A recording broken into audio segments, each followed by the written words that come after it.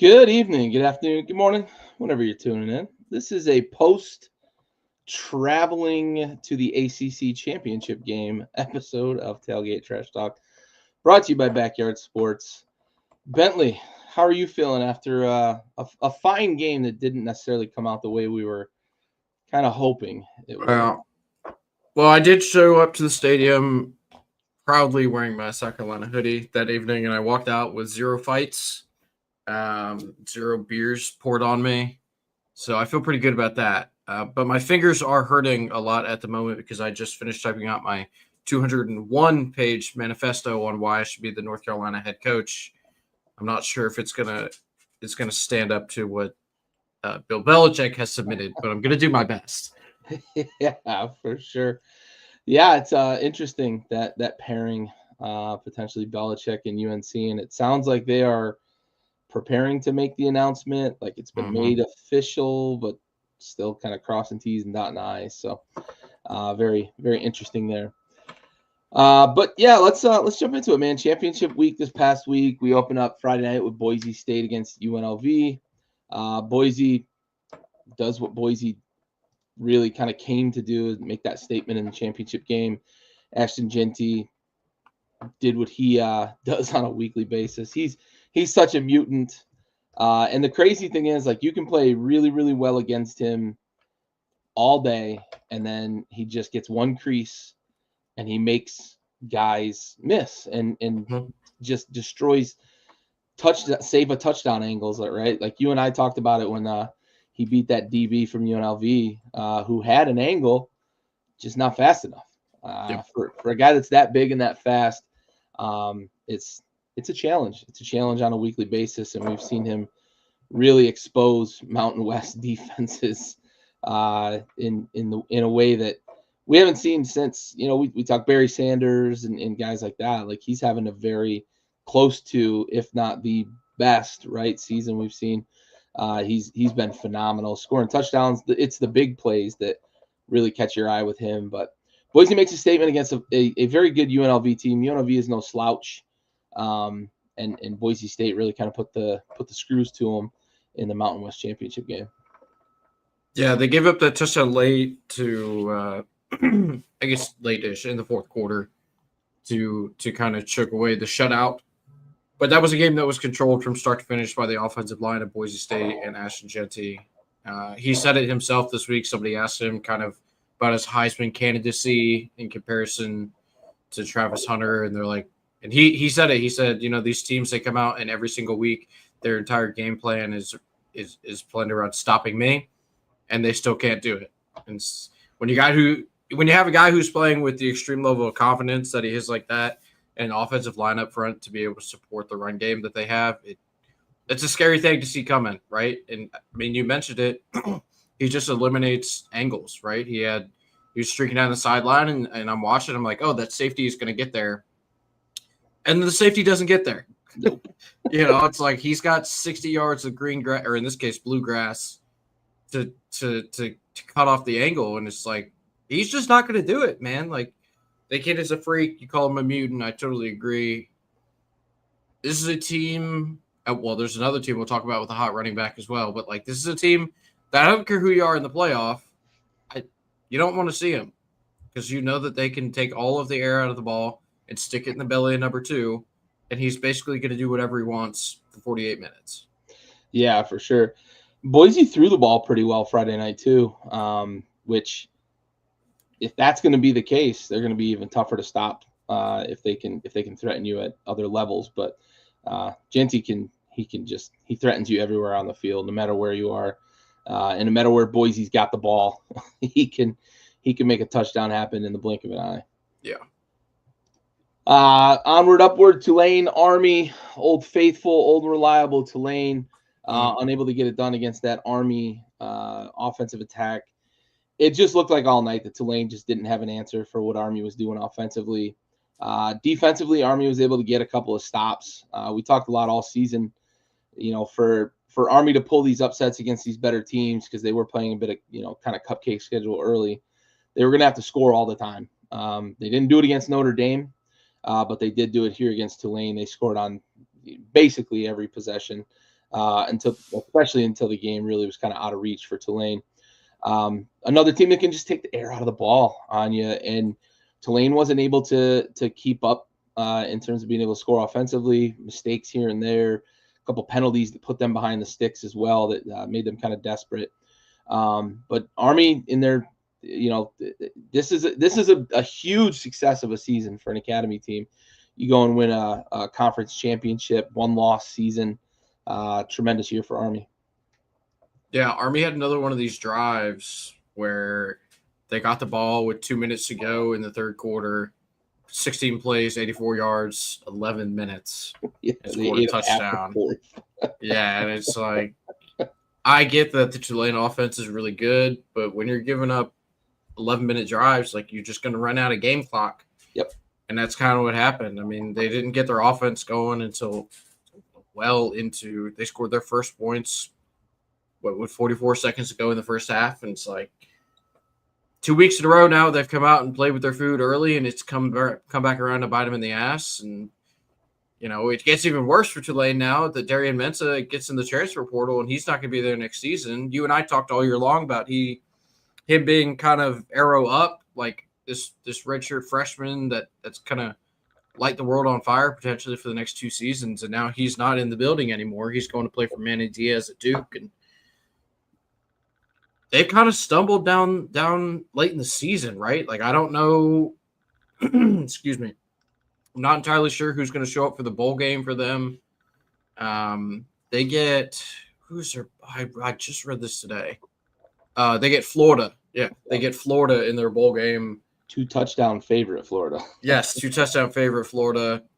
Like, that's not an easy opponent, right? It could be a sour ending to what looked like such a promising season most of the year for Tulane. They still had the best uniforms in all college football, but you mentioned it. They just really couldn't. They had no answer on defense for what Army threw out there on the field Friday night.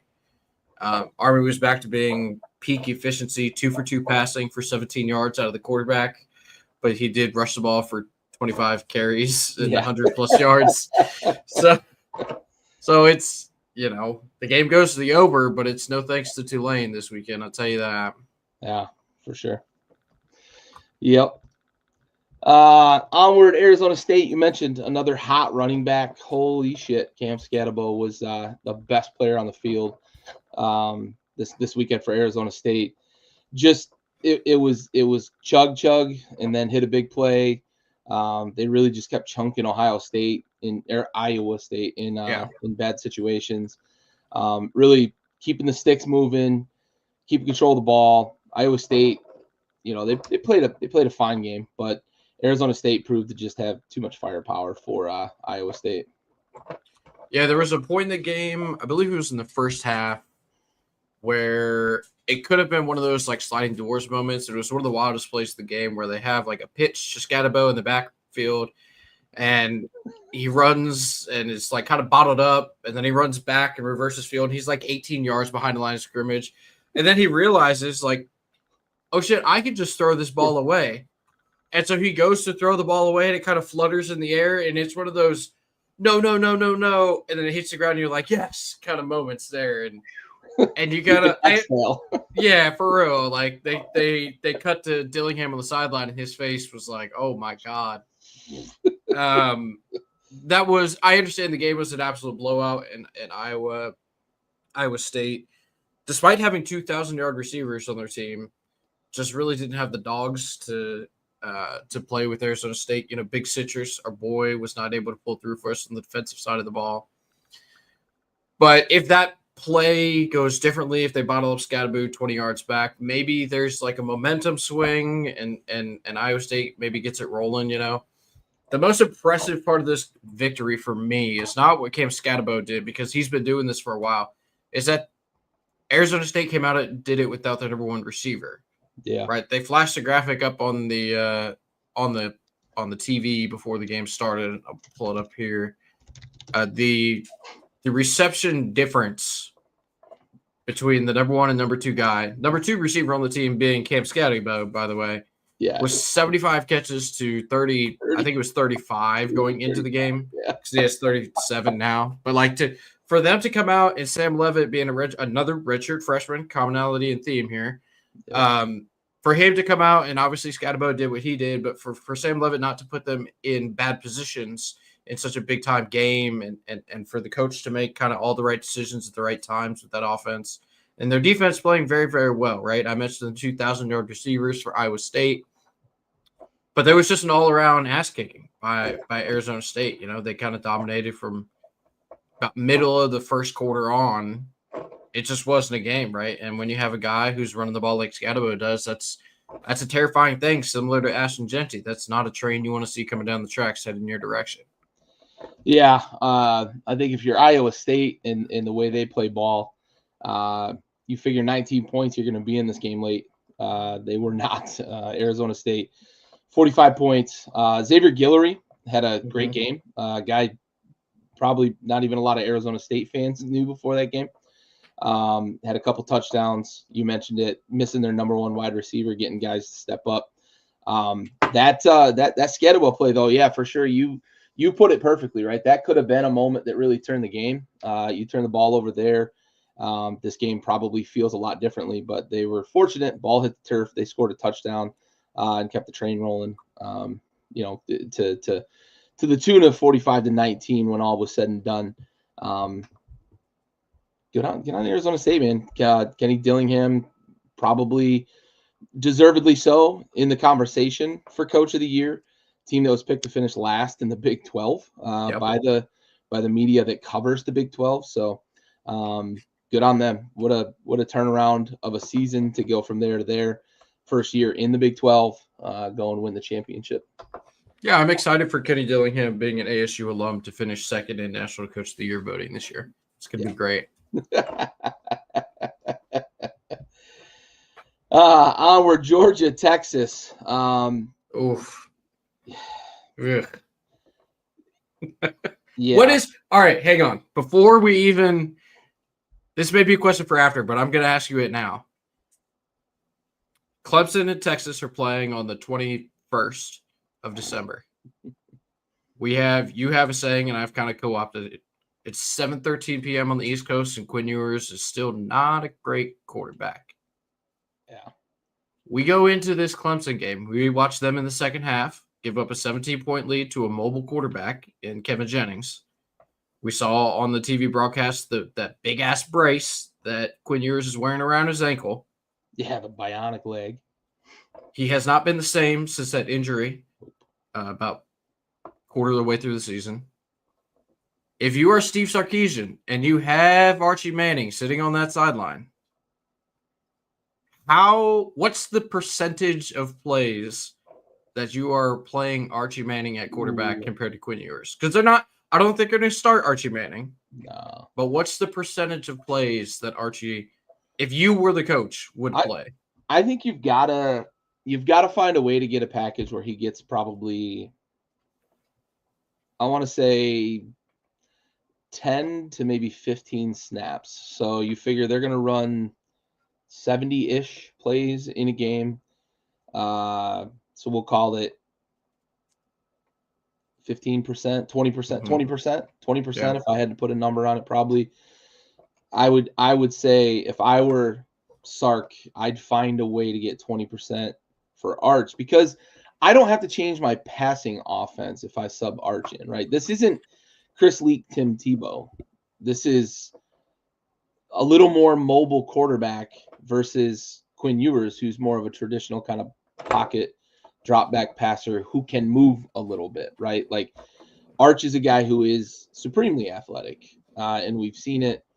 I think you've got to get him in and you give him a couple of RPOs in the package. You give him a couple of design runs in the package and a couple of straight passes, and you try to keep the defense off, on their heels when he's in, because you mentioned it. The second half of that game, Jennings found his footing, and Clemson had no answer defensively for him.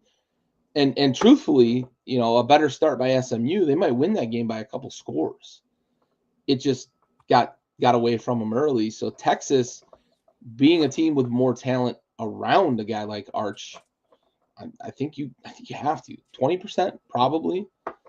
What do you think? I was thinking 25.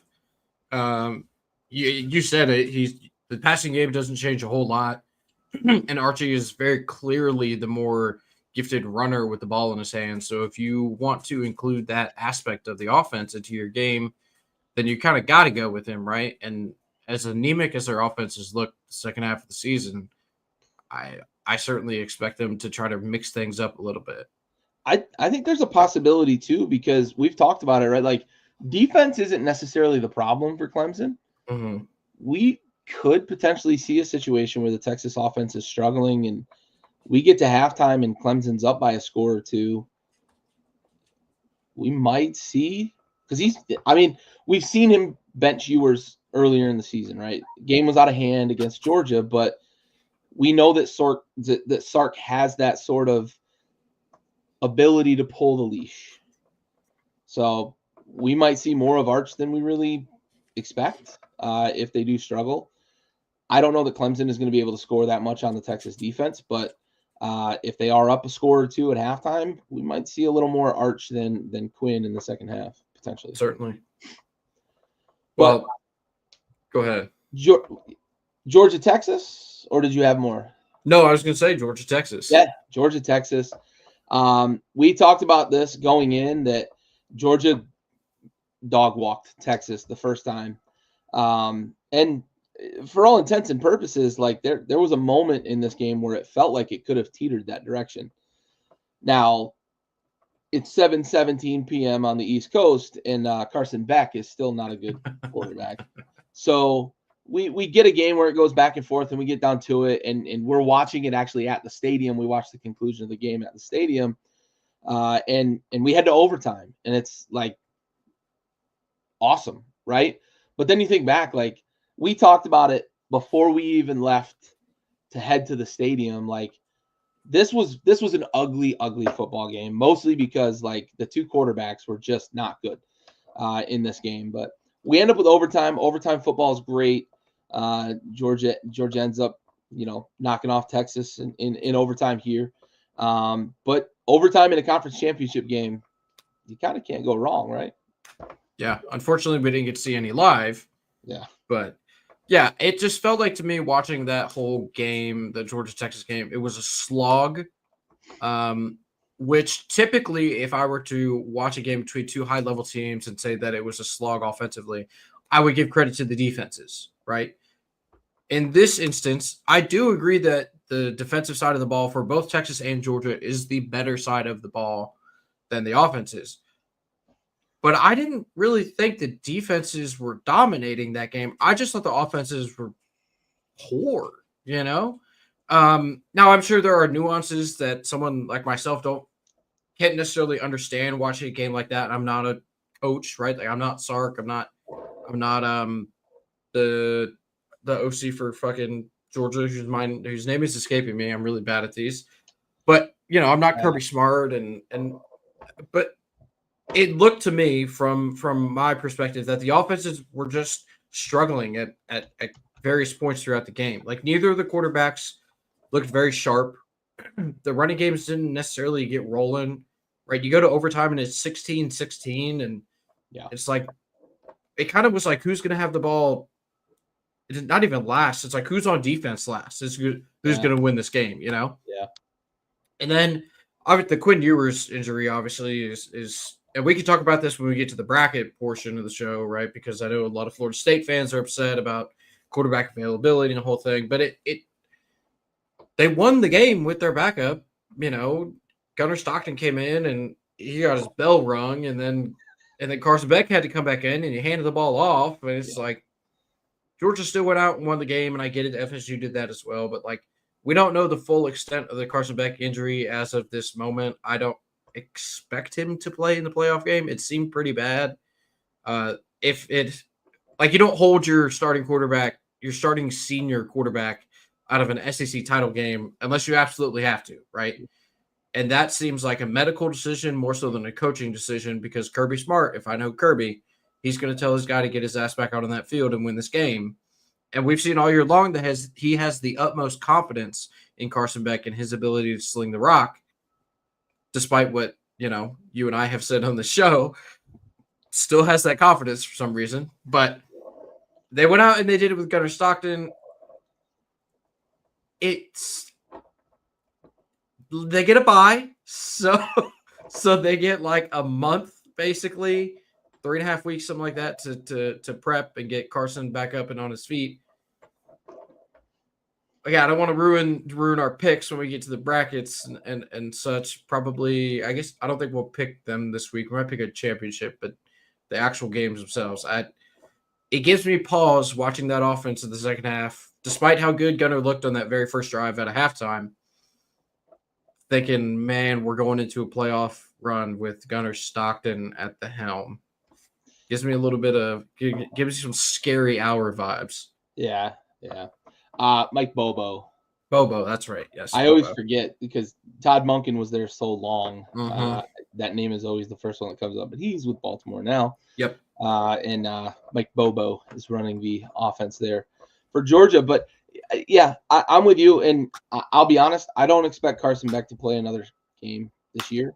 Looking at that, I'm not a doctor, and I know they haven't announced anything yet. But as a guy who's had surgery on both shoulders, I can attest to the fact that what I saw from him makes me think that there may be like rotator cuff of some sort on that right arm. And that when you take a shot like that, typically, like if it's on the wrist, I would think elbow, because that's the first kind of fulcrum in the arm that takes all of the stress of the blow.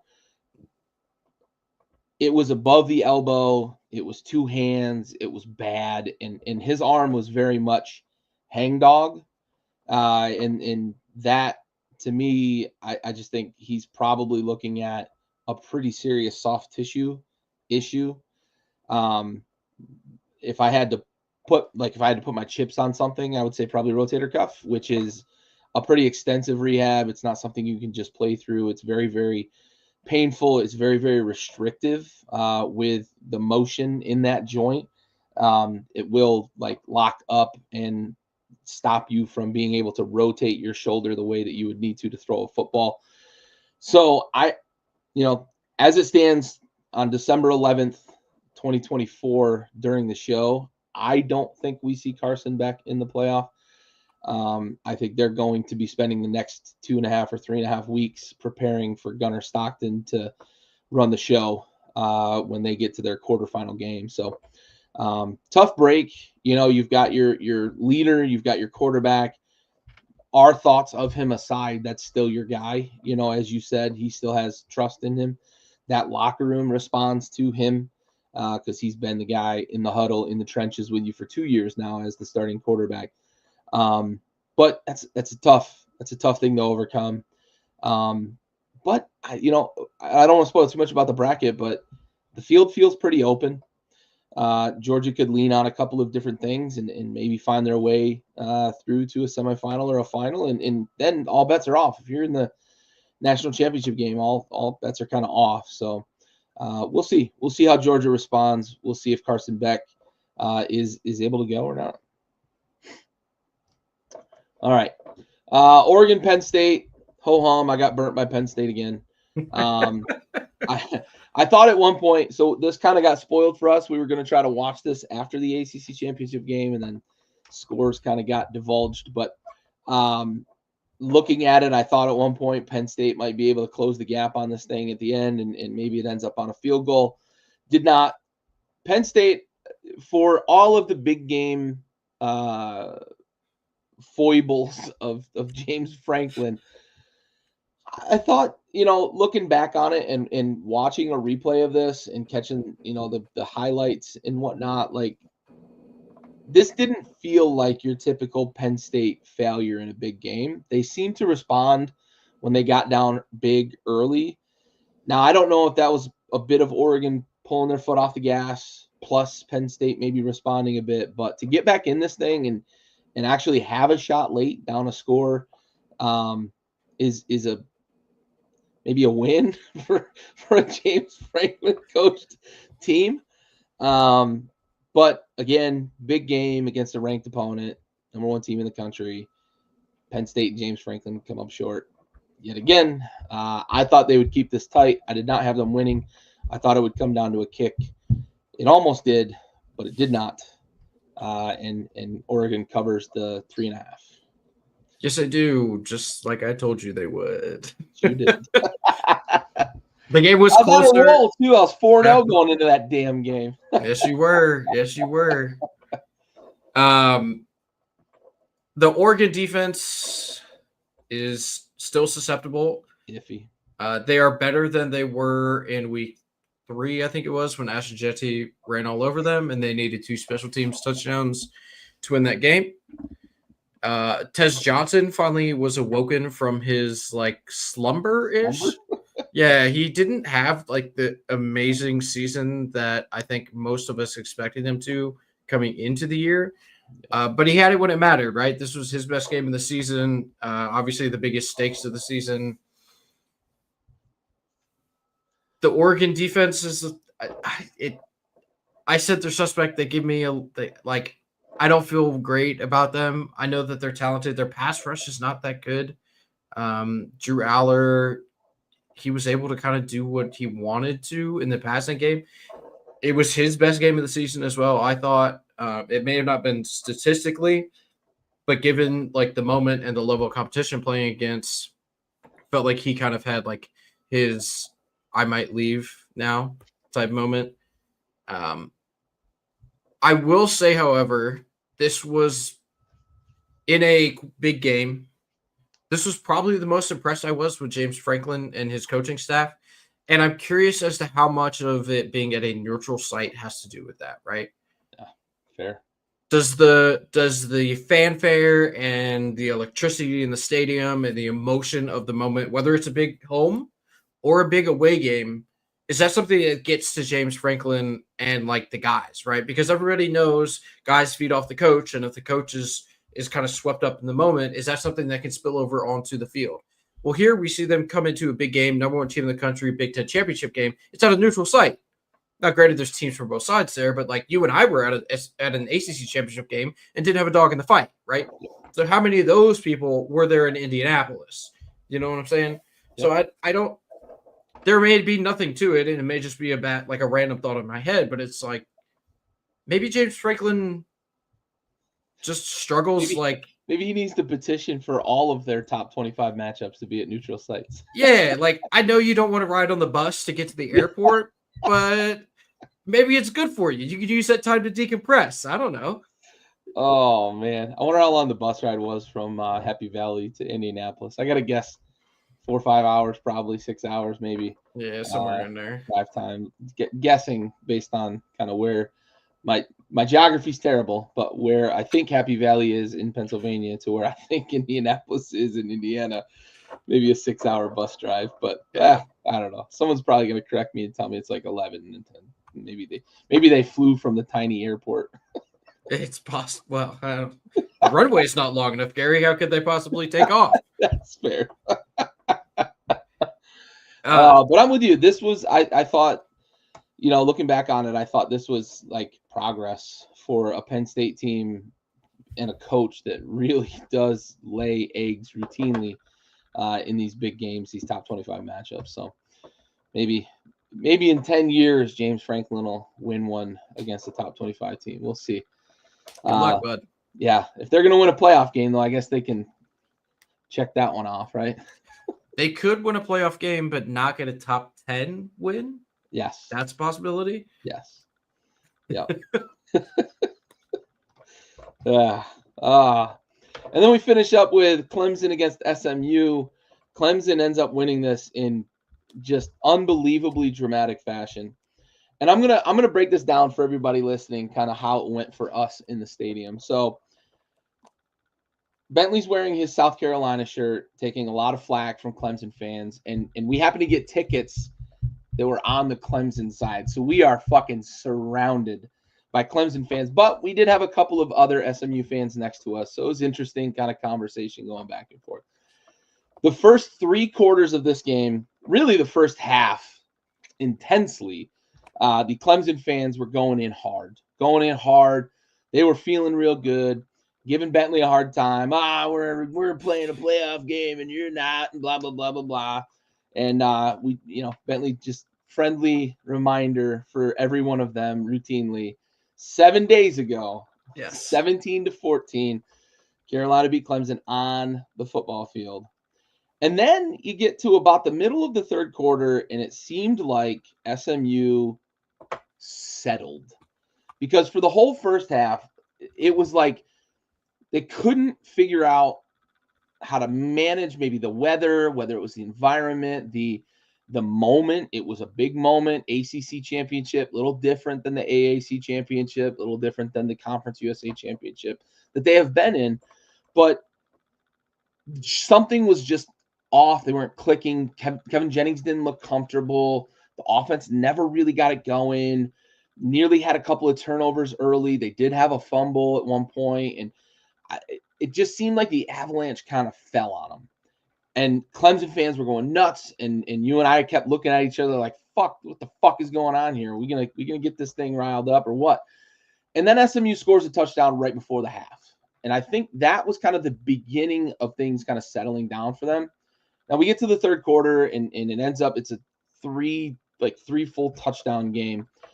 And SMU just starts to chip away. And it's a play here, it's a play there. They had a lot of drops in the first half that they didn't have in the second half. They made some plays. Kevin Jennings used his feet a lot. They were able to get this thing closed, and they had the ball with a little over 4 minutes left when they got the ball last.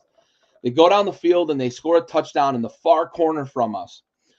And I shit you not when I say you could hear a fucking pin drop on the Clemson side of the field when they scored that touchdown.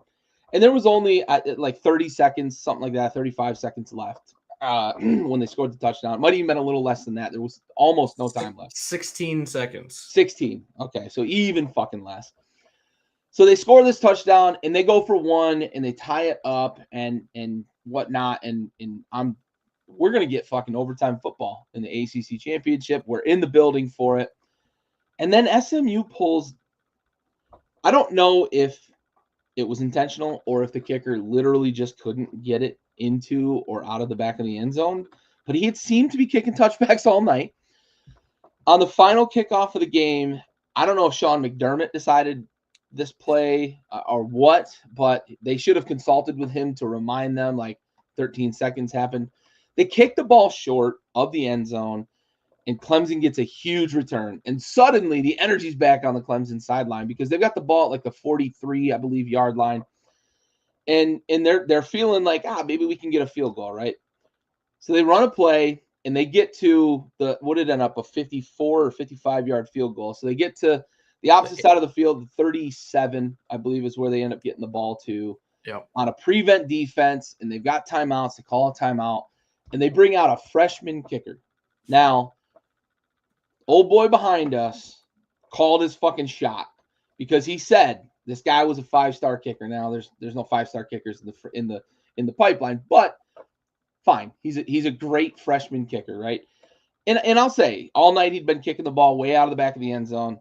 Clearly had a big leg, but 55 yards in it had to be what 30, 34, 33 degrees at that point in the game when we were in the building. It was cold. It was cold, and you're kicking a brick.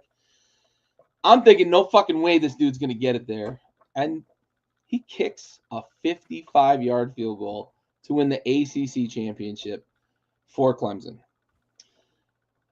And the building goes nuts. Obviously, Clemson fans on that side of the building went bonkers. Now I want to get your thoughts. I laid all that out for everybody. Now I want to get your thoughts as the Gamecock fan that was in the house. I'm trying to find exactly where it went. Which possession it was, but it was late in the game. I believe it was in the fourth quarter. It may have been late in the third quarter. It was in the fourth quarter. The defining moment in this game to me, aside from the kicker, and he had been the SMU kicker, he had been kicking touchbacks all night.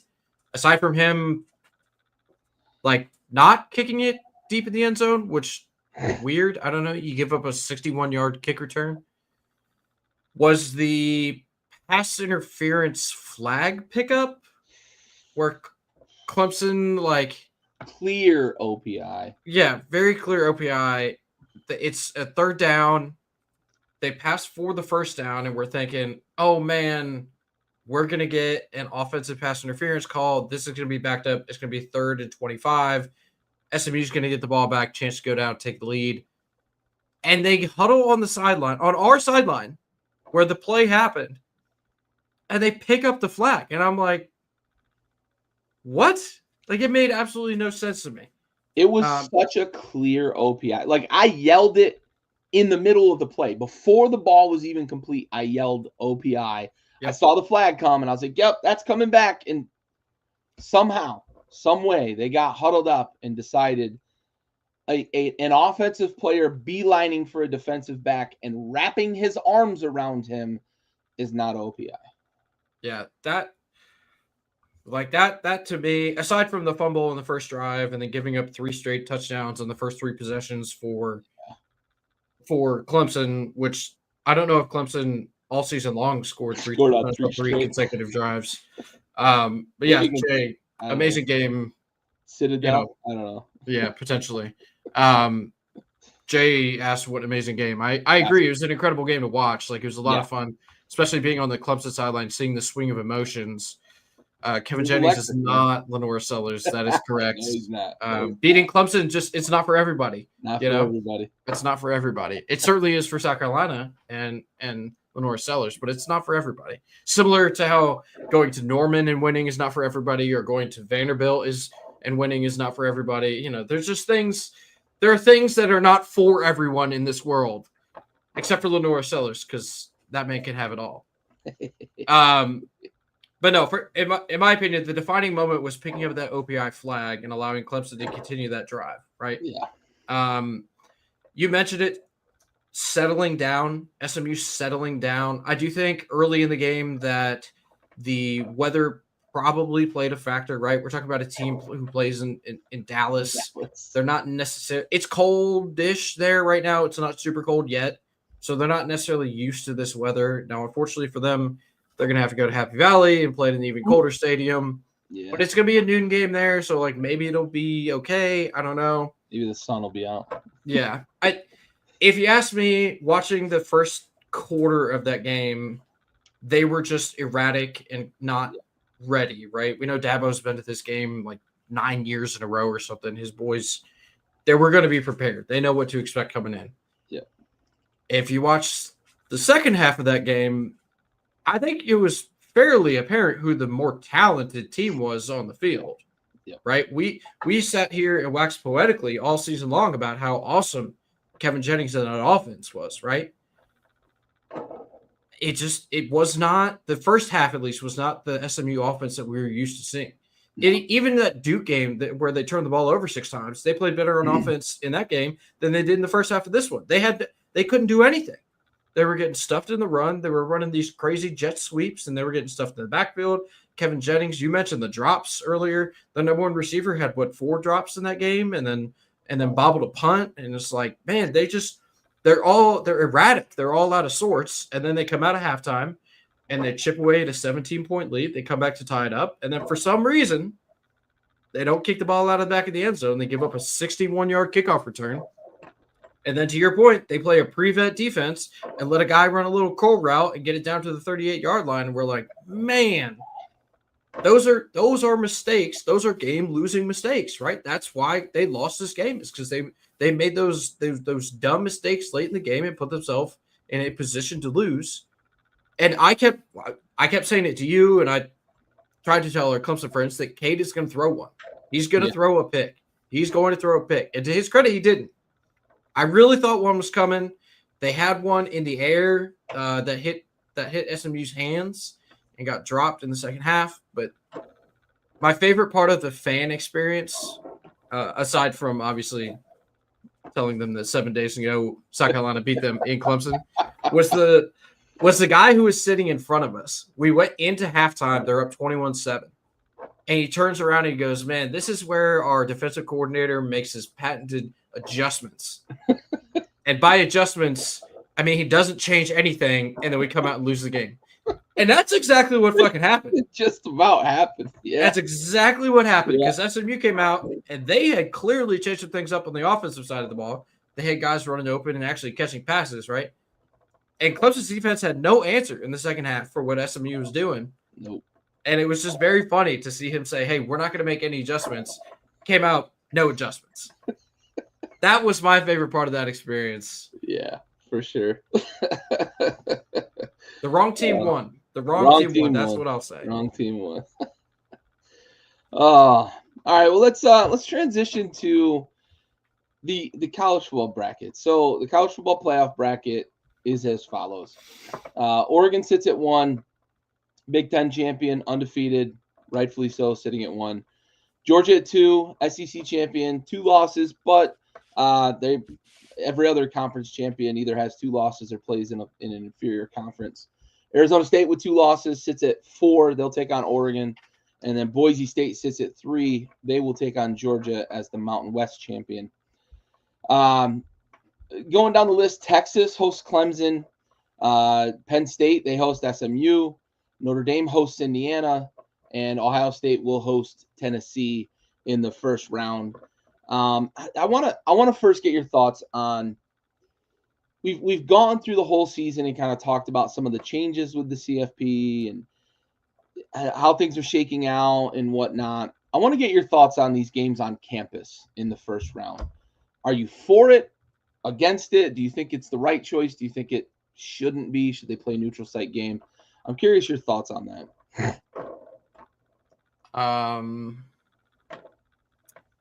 I think it's great. What makes college football so magical to me, aside from what it used to be and that every game mattered, is the pageantry of it all, right? You get the home team, you get the home stadium, you get the home crowd, you get the band, you get the fight songs, you get the fireworks show, you have the social media team putting out their hype videos. Like, all of these things are what make college football so special in my eyes, right? The passion from the fan base. It's louder than any NFL game you go to. South Carolina caused a fucking earthquake in their state at one point this season when we beat Mizzou. Like, these are things that don't happen at NFL games, and these are things that do not happen at neutral site games, right? I mentioned James Franklin taking his team to Indianapolis and playing at a neutral site game where the emotions were not as high for the fans in the stadium because there were just less of them, and they played incredibly, right? Like, they played awesome on offense, at least. That's not going to be the case when they host SMU because they're going to have their entire stadium filled. They're going to do a whiteout, and it's going to be a raucous environment, and it's going to be a totally different atmosphere than what they saw in Indianapolis. And I think that's awesome, dude. It's truly, truly special when you get to play high pressure games on campus, and you get the entire school out, and everyone is there, and everybody's tailgating, and they're familiar with the territory. It's what makes college sports the best, right? College basketball has the same thing. Fog Allen, Cameron Indoor, the Dog Pound in Seattle, where Gonzaga plays. Like, these are all storied places because of the passionate fan bases that pack into these stadiums every single weekend. And now we get to see it with the ultimate stakes, right? These are winner moves on, loser goes home. So I think it's incredible, personally. Yeah, I agree. For all the reasons you said, right? The pageantry, what it means to play a home game in college football. The stadiums are bigger in terms of capacity, so they are louder than anything the NFL can provide. And a second reason why I like the fact that they're hosting in the first round is we've created more games in the CFP bracket. We know money, right? But we're not taking away bowl games from teams that would otherwise have played in these. Would you put it in a lesser bowl, that sort of thing? How would you spread it out? Would you change the dates of some of the bigger games? Because we're losing the New Year's Six bowls because they're going to be in rotation in the CFP for years forward, which they had been with the 4-team bracket, but we were kind of getting the teams that would have played those New Year's Six bowls games anyway. With this, it could be a rotation and whatnot, and we end up with maybe a Boise State playing in one that they maybe wouldn't have before, etc. But I I know we could have created more bowl games, but we don't need fucking more goddamn, Land O'Lakes spread with Spree Cream bowl. But I like that we're getting this. We can put them on campus. And I do think you're going to get a great environment for these games. It's going to be electric. It's going to feel like one of those kind of rivalry weekend games, I think, just because of the stakes. Like you said, these are the biggest stakes you can get in a home game like this late in the season. Winner goes on, loser goes home. So I like it. I want to kind of pose this to you too. So looking at the field, other than South Carolina, which we have professed over the last couple of weeks is one of the best 12 teams in the country, who's a team that on the outside you would put in, and who would you put them in for in the current field? Am I allowed to say conference champions don't get an automatic bid? Yes. Oh, then get Clemson the fuck out of there. Get Clemson out of there. And if that's the case, you probably have to take SMU out. In which case, I would put. There was a kind of a 3-team race for that 11 spot, right? Alabama, Ole Miss, South Carolina. I understand my homerism was showing for most of the season. True serum, I think that Ole Miss probably deserves that spot over South Carolina. Just they have one fewer loss. They beat Georgia. They beat South Carolina head-to-head pretty handedly on the road. But if I'm able to take 2 out, if I'm able to take the ACC out, because they're just SMU doesn't have a top 25 win all season long, and they lost to Clemson. But then you tell me I'm allowed to remove conference champions. I would put Ole Miss and I put South Carolina in this field. You can put them at the bottom 2 spots if you want. That's fine. But I think that those are 2 of the 12 best teams in the country. Looking at their roster, and especially looking at the way that South Carolina finished out the season, you can't convince me that South Carolina is not one of the 12 best teams. And I think that Ole Miss is deserving because of their wins over South Carolina on the road and Georgia at home. So, I think one is deserving, and I think one is one of the 12 best, right? So that would be the only adjustment that I would make, given the fact that conference champions do get the automatic buys, and the committee already said they're not going to penalize teams for playing and losing their conference championship game. I think that they got the 12-team field correct. However, we need to address the fact that they don't reseed after the field is set, right? The rankings don't matter, but the seeding, that's something that needs to be addressed. Yep. Yeah. I'm with you. I think this field highlights 2 things. One, we've got to do away with I know they're already talking about going to 14. I think they eventually go to 16. I think personally, we get to 16 and that ends up being the solution for the foreseeable future. I don't know how long the foreseeable future is, because 32 teams obviously get more playoff games. You're going to get more money, yada, yada, yada. I understand all that. But just from the perspective of the field, we've got to figure out how to do away with these conference champions just sitting at the top. Arizona State's not the 4th best team in the country. Boise State's not the 3rd best team in the country. Give me the 12-team field. If you want 5 conference champions in, whatever. Give me the 7 at-larges, but tell me who 1 through 12 are, and just seed them like that. Mm-hmm. Because I don't like Boise State having a bye. I don't like Arizona State having a bye. No offense to either of those 2 teams. Also, selfishly, I'd like to see Boise State play on the blue turf one more time because it's fun to fucking watch.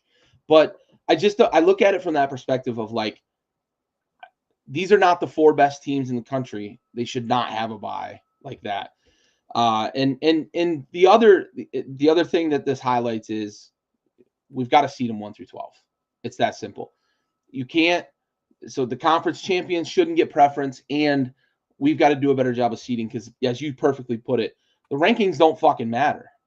So why are we even doing a ranking? If we're going to rank them, that's how they should be seeded. That's how they get seeded in the NCAA basketball tournament. That's how they get seeded in March. That's how they get seeded fucking everywhere else in competitive sports, except for college football. I understand this is the first year, but this is a learning opportunity that we did this wrong based on greed of the conferences, not wanting to get left out, not wanting to get hung high and dry with a road game or whatever the hell you want to call it. But we've got to fix it after this season going forward. If we're going to go to 14, whatever, but we've got to seed them 1 through 12, 1 through 14, 1 through 16, whatever it ends up being. We cannot give preference to conference champions because Arizona State's not the 4th best team in the country. Boise State's not the 3rd best team in the country. Neither of those teams should have a bye. Give me 2 byes from 2 teams behind them that are better teams and more deserving in terms of having those byes. So I agree with the reseeding, right? Like just rank them 1 through 12. Top 4 seeds get byes. Everybody else has to play their games, right? Unfortunately, the committee, they ranked, I mean, you mentioned Boise State playing on the blue turf. They ranked Boise 9th. Yeah. Which means that they would have to play an away game. I know. They would be away. Yeah. Boise State has 1 loss in the season. It's to the number 1 team in the country who just won the Big Ten. I'm okay giving them a bye. I have no problem with them getting a bye. You could tell me and I'm a huge proponent of the strength of schedule, but the committee has told us that strength of schedule does not matter. Yeah. That's what this committee has told us. Yeah. So given that parameter, why not just make Boise the 3rd best team in the country because they're undefeated outside of losing on the road to the number 1 team in the country, and they won their conference, and they have what, in my opinion and your opinion, should be the Heisman Trophy winner. Why not just make them the 3 seed, and that way it fits into they're one of the top 4 seeds, right? I agree. Arizona State, probably not one of the 4 best teams in the country. But, like, under this regime, they get the bye because they're the 4th highest ranked conference champion. And again, you said it, and I will reiterate, I'm okay if conference champions are automatic bids. That's fine. But you have to seed them accordingly. Clemson, who they have ranked as the 16th best team in the country, is the 12th seed in the playoff. So that's correct, right? Like they should be the last seed. But if Boise, who is ranked 9th in the country, is the 3 seed, that's incorrect. You just can't. That shouldn't work like that. And now you're looking at it and you get Texas, who the committee loves for some fucking reason. They're the 5 seed. They have to beat a Clemson, who's the 16th team in the country, according to the committee. And then they get to play Arizona State at a neutral site. About a fucking cakewalk there for a Texas team. Right? Like, no disrespect to Arizona State, but sure, but the committee is telling us that Texas is the 3rd best team in the country, and they have to beat number 16 and number 12 to make it to the semifinals. Yeah. Like, that's an insane thing to do. The biggest gripe of all of this that I have is that Oregon gets absolutely fucked. Yeah, they've got to either play Tennessee, who can get you, or they've got to play Ohio State, who's the most talented team in the country. Yeah, who they've already played almost once. Beat them on their home turf. Exactly, right? Like, I'll tell you right now, we get to that game, it's Oregon, Ohio State. I'm taking Ohio State. Yeah. Like, Jeremiah Smith now has a full season under his belt to learn from his mistakes that he made. They're coming off of a bitter loss to Michigan. I'm taking Ohio State. I'll just say now, I'm taking Ohio State to win the national title. I was going to ask you that in a minute. Yeah, I mean, I said that before the season.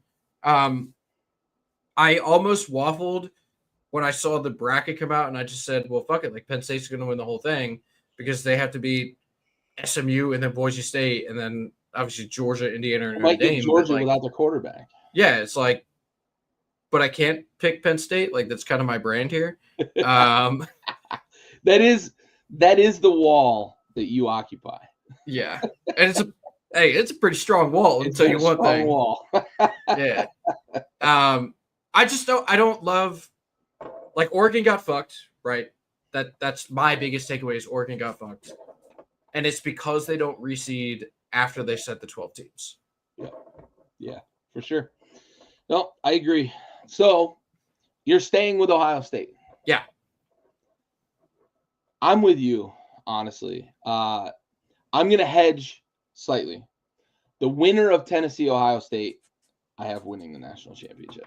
I think I look at it. You mentioned it. Oregon's defense is they seem very vulnerable. The offense is kind of up and down, Jekyll and Hyde a little bit. Even in games, they can kind of be on highs and lows. I don't know that I trust them on a neutral site against against Ohio State, who nearly beat them on their turf. But Tennessee right now, who can run the ball well, and you mentioned it, Genty exposed that Oregon defense. I know that was a long time ago, but we just watched it this past weekend. Penn State moved the ball on them really well after a slow start. So give me the winner of Ohio State Tennessee as it stands right now to win potentially the national championship.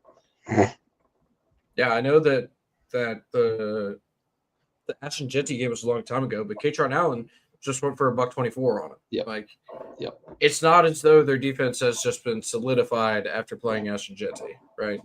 Right.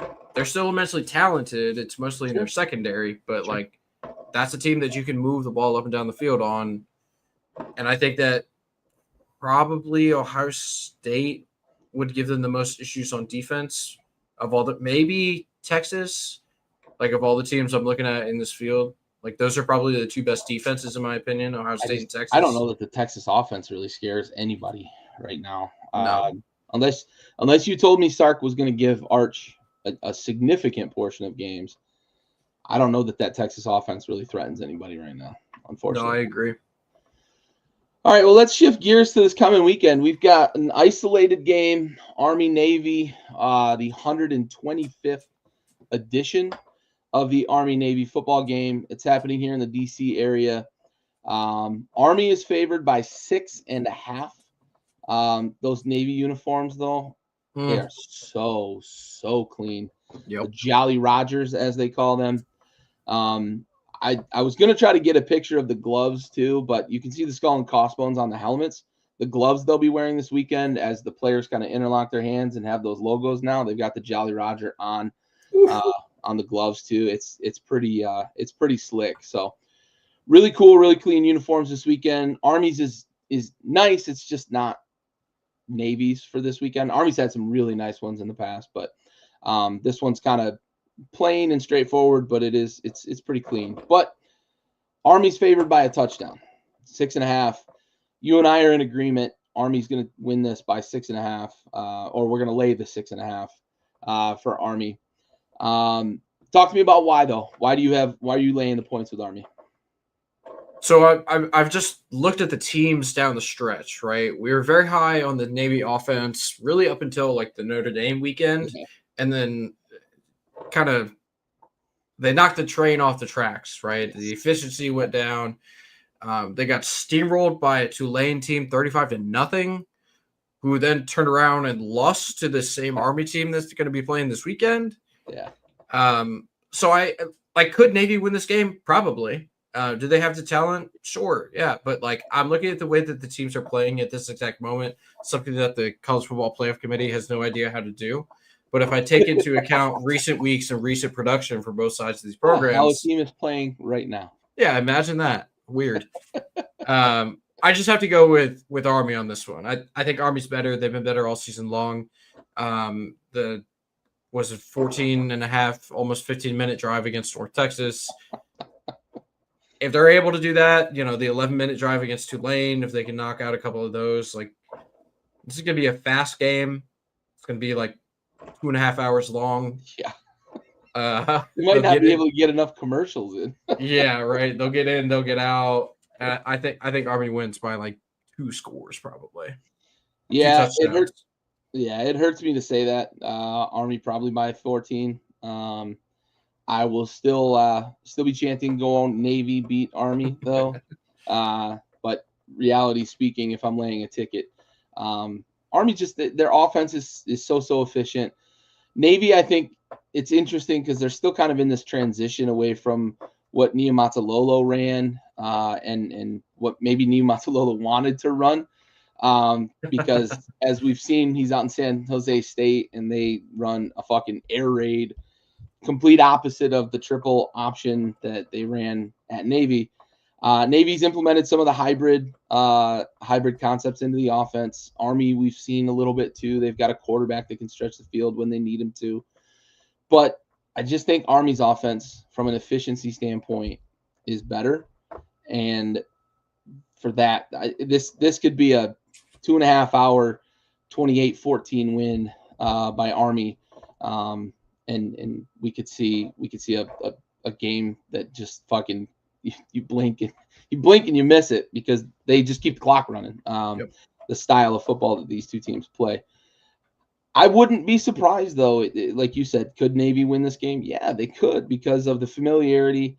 It's a rivalry. You see a lot of weird things on rivalry weekend. Looking at you, Auburn returning a 109-yard missed field goal against Alabama in the Iron Bowl.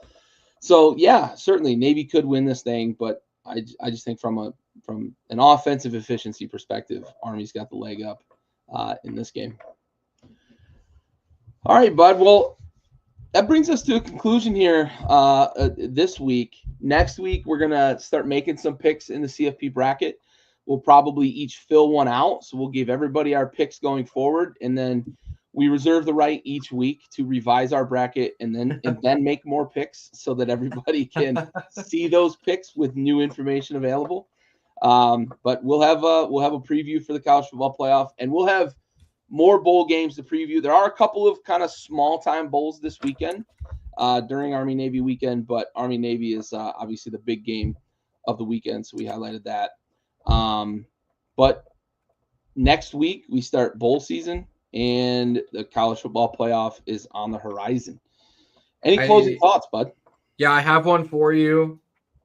We are fans of the overs on this show. Yep. We like points. We like big points. And we kind of have a rule around here.